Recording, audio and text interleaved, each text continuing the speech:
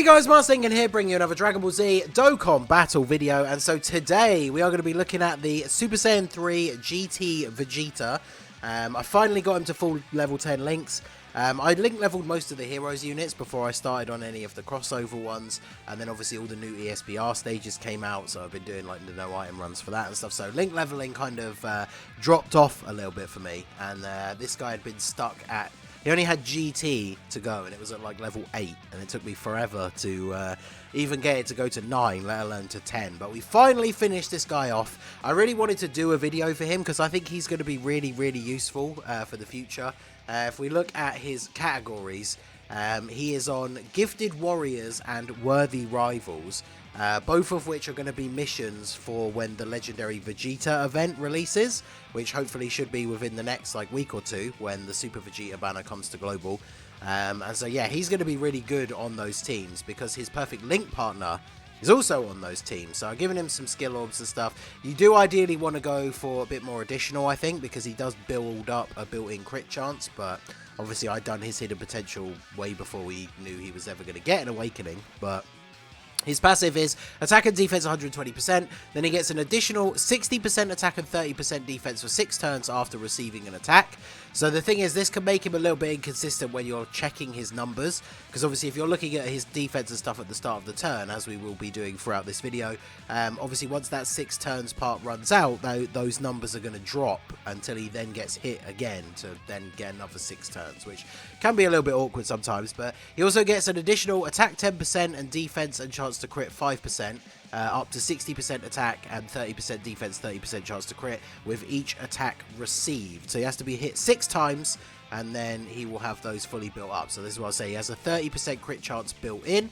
So a little bit of extra crit is obviously still good, but once he's fully built up, you definitely want to be going for additionals and getting those double crit, double super turns.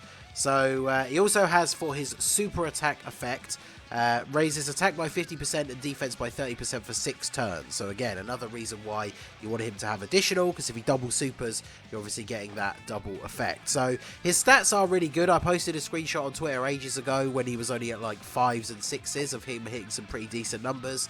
His best link partner is the GT Super Saiyan Vegeta. As you can see here, they share every single link except limit breaking form, which is obviously like the Super Saiyan 3 only link.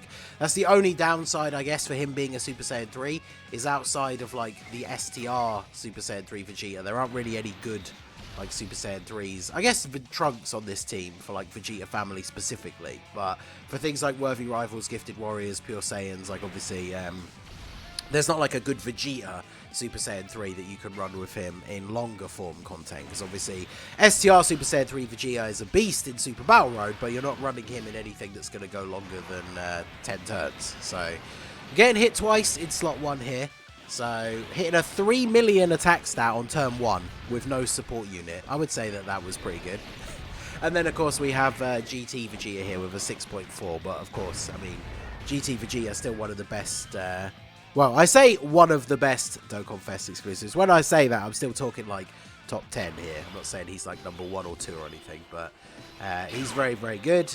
The only downside to running this team, I obviously wanted to get the full leader skill buff. So rather than run a Super Saiyan Vegeta friend and only have the 150 leader skill for Vegeta family, we are running double LR Super Saiyan 4 Vegetas. So we have better stats overall. We're going to be able to see a higher attack stat, but obviously we...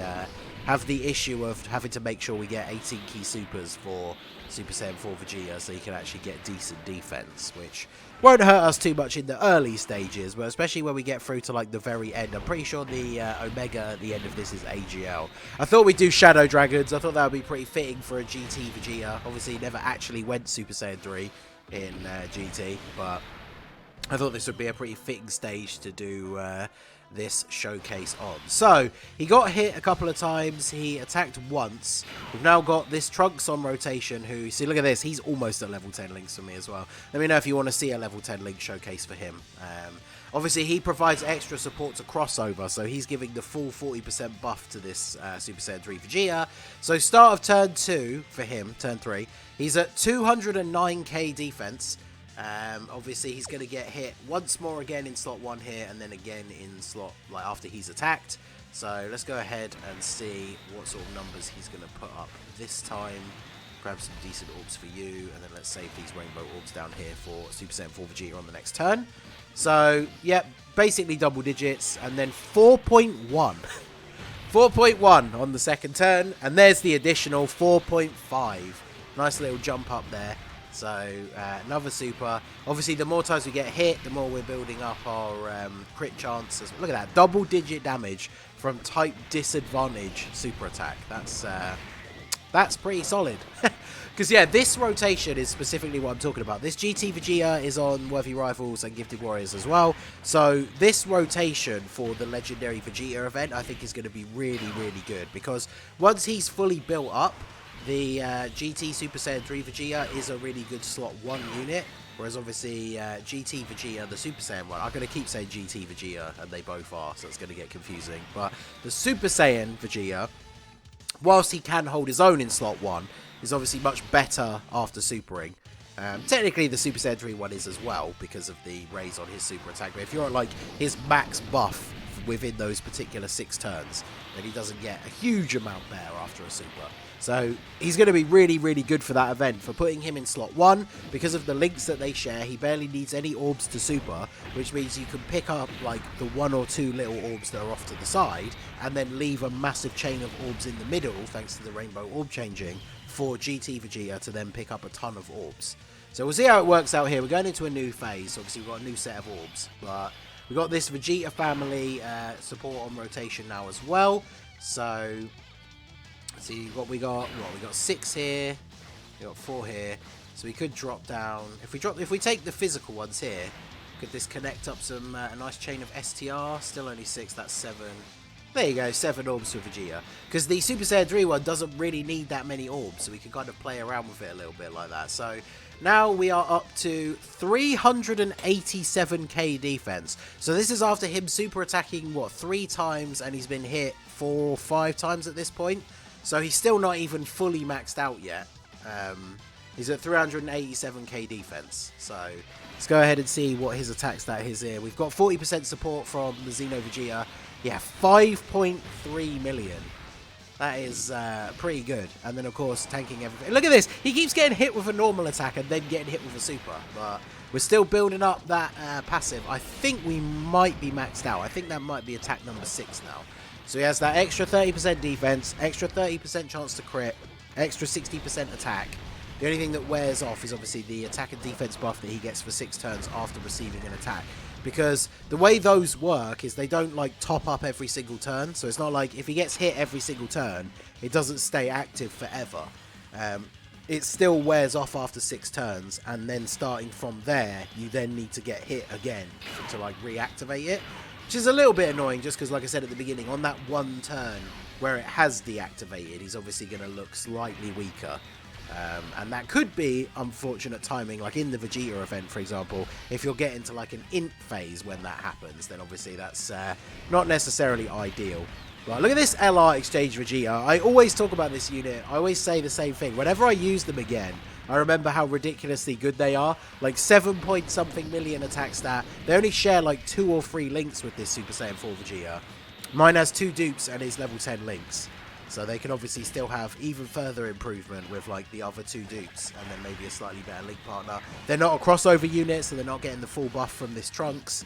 So yeah, the Exchange Vegeta Goku card is it's pretty damn good. So is Trunks here as well. I mean, we're quite close to the end. Only taking 130k for a super is honestly not that bad. And then let's see what we've got here. Are we at the point now where our thing has run out? Yeah, see, we've dropped down to 280. So we would be over 300k defense. So this is the turn where that original 6 turns, because he was on turn 1. Yeah, we're on turn 7. So he was hit, got his buffs. Now they've worn off, but his passive is fully built up that requires him to be hit 6 times. So he is going to get hit in slot 1 again, and that's going to give him that defensive buff immediately. So as long as the first attack isn't a super, then he just jumps straight back up to being like almost at optimal efficiency. So let's go ahead and grab these. This will give us pretty much a full heal. And then grab these for you. We haven't had any trouble getting Super Saiyan 4 Vegeta's 18 key super either, which is very good. So yeah, he still took double-digit damage. Now his full buff is activated. So this is him without support. 4.96. So bear in mind, this is a unit that was originally a global first. didn't have an awakening for, what was it, like 2 years? And is now here quite comfortably on this team with his best link partner, hitting like 5 million attack stats, tanking everything for double digits. So yeah, I really, really like the tech one. I haven't put as much time and effort into the physical one, so I honestly don't know like how the physical one compares. Well, they actually share 4 links, that's not bad. Obviously one of them is Saiyan Pride, which is a very good attack link. So I think what we'll do here is go ahead and do this. And then grab these for you. Xeno Vegeta must have. He's been floated off, but yeah, he's still got okay defense. Xeno Vegeta, obviously, greatly raising defense infinitely. Very good support unit, can hold his own in harder events. Goku and Vegeta obviously do get a lot more defense after supering, but pre-super attack, they're still way better defensively than Super Saiyan 4 Vegeta, so kind of makes sense to put them in slot 1. But they still tanked everything for double-digit damage anyway. And Super Saiyan 4 Vegeta here, he's still putting out like a 5 million attack stat. Like the LR Super Saiyan 4s, they've definitely aged, and they kind of got outclassed by the TUR Easy A's, but it's still pretty decent. It's just a big shame that for Vegeta that you have to get his 18 key, otherwise his defense is just very bad. But he can still be an alright unit. He's not the best or anything, but like I said, he's technically the best leader for Vegeta family if you want to see the highest attack stat possible. I do think if you want to go for just pure, like, optimal, maybe, like, the easiest way to beat harder events, you probably still want to use, like, the GT Vegeta as a leader, but... So let's go ahead and get the Dokkan attack here with our boy. Passive, fully active. The buff active from being attacked for 6 turns is up for, this is only like the 2nd turn. So he's at 350k defense with support. And then we can go ahead and pick up 10 orbs for you. And then we'll leave those rainbows there for Super Saiyan 4 Vegeta next turn. Well, actually, no, we're going to kill him here, aren't we? Very clearly. Even if we don't crit. We should hopefully crit. We've got that 30% crit chance built up from his passive. We've also got the actual crit that he has in his hidden potential system. Nice slow Dokkan mode. 5.4 million attack stat. So, yeah, I would say that this guy is pretty good. He is a general pull unit, so you can pull him in multis on basically any banner in the game. He's not super hard to awaken. It's really good that he awakens using actual Vegeta Dokkan Fest medals, because then he gets Fierce Battle instead of Shattering the Limit, which obviously is another thing that massively helps him to be able to hit these really high numbers. Look at this, I bought Senzu beads to combat the fact that these last couple of stages lock you in place, and then he just went ahead and locked the guy in the middle that I wanted to put in the middle anyway. So, thanks a lot, Omega, I appreciate that. Probably can't get a... Yeah, I probably can't get an 18 key super for the other Vegeta, but he is... we got type advantage here, so I think it's okay. But yeah, I think we don't really need to go much further than this. We don't need to finish off Sin and Omega, because we've seen the GT Super Saiyan 3 Vegeta at his max potential. 350 odd K defense, over 5 million attack stat with support. Yeah, really, really good. I mean, he's tanked everything outside of supers for double-digit damage for almost the entire event, because even at the very start, before he gets any of his build-up, he still has fairly reasonable stats anyway. So unless he's taking like a super attack in slot 1 straight away, he's not going to be taking a lot of damage in the early phases, and then once he gets fully built up, as we've seen throughout this run, like... Obviously, this is not like the hardest event in the game or anything, this Shadow Dragon stage of Infinite Dragon Ball history. It obviously isn't going to compare to how hard the middle to later stages of the Vegeta event are going to hit. But he tanked everything for double digits, like right up till the end, basically. So, very, very good. He's locked in place, so let's go ahead and use the Sensu Beam. I hate this rotation locking thing. It's the worst mechanic in the game, in my opinion. I say that all the time. I will continue to say that all the time. Accidentally cut Vegeta, but we'll end the video here. Our passive is still active, yeah, 350k, so we should be looking at just over the 5 million attack stat again. So yeah, very good. Let me know what you guys think down below in the comment section for this GT Super Saiyan 3 Vegeta. If you have got him but you haven't put any work into him, definitely build him up, because he's going to be really, really good for those 2 missions for the the Vegeta event. So let me know what you guys think down below in the comment section. So that is going to be it for the video, guys. This has been the Master Ningen. Smash that like button, subscribe to the channel if you are new. Check out the links down below for the Discord and the merch store, and I will see you all again soon. Have a good one.